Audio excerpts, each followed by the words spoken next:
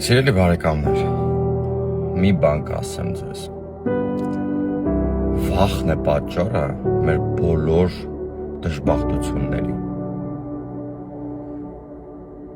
Ինչ դժբախտություններ, 1915 թվականին 1,5 միլիոն կոտորած։ Հենց վախի պատճառով շատերը իրենց կաշին փրկելու համար, իրենց ունեցվածքը փրկելու համար, վախ ունենալու, որ կարան կոտորվեն, պառակտվեցին, համագործակցեցին թշնամու հետ ու կոտորվեցին մեր նախապապերը, մեր պապերը։ Վախը միշտ կառավարել է մարդուն, մեզ է կառավարել, դրա համար էլ մենք միշտ կորցրել ենք, կորուստներ ենք ունեցել, միշտ մեր ամբողջ պատմության ընթացքում Տիգրան Մեծից հետո մենք ունեցել ենք կորուստներ։ Հիմա նույնպես վախը փորձում է կառավարել մեզ։ Մարդիկ կան, որ ասում են Իսրայելը այս խաղաղության ֆոնին ինչի համար ընդունեց կամ այդ process-ը սկսեց, որ ընդունի հայոց ցեղասպանությունը։ Մեզ պետք չի եւ այլն ինչ-որ մի բան կա։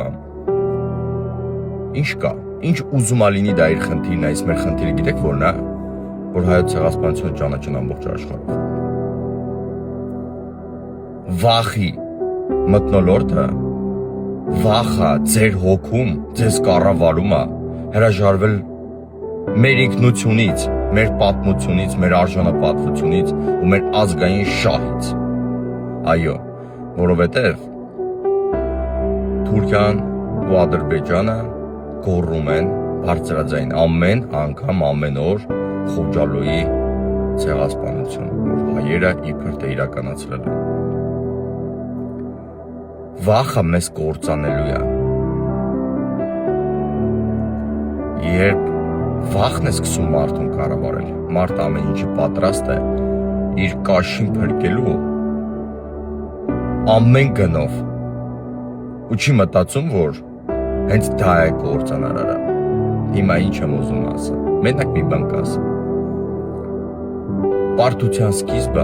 հենց վախն է։ Եթե մարդիկ կան, որ մտածում են, որ Թուրքիայի հետ հարաբերությունները կամ Ադրբեջանի հետ հարաբերությունները չփչացնելու համար սառը գլխով պետք է դատել, հրաժարվել հայոց ցեղասպանությունից, ես կասեմ, որ հենց այդ մարդիկ կործանարար են մեր պետության համար։ Մենք պետք է ունենանք պատասխանատվություն մեր ինքնության, մեր պատմության, մեր միլիոն կես նահատակների, մեր արժանապատվության առաջ։ Ու պետք է պահանջենք Թուրքիայից, որպեսզի այս պրոցեսը, խաղաղության պրոցեսը ու Ադրբեջանի պետք է կոչանենք, որպեսզի ամրագրվի, պետք է հաշվի նստել պատմական իրողության հետ։ Այլապես ես չեմ կարող վստահ լինեմ, որ չի կրկնվելու նույնը, ինչ եղել է 100 ավել տարի առաջ։ Վախը պարտության սկիզբն է։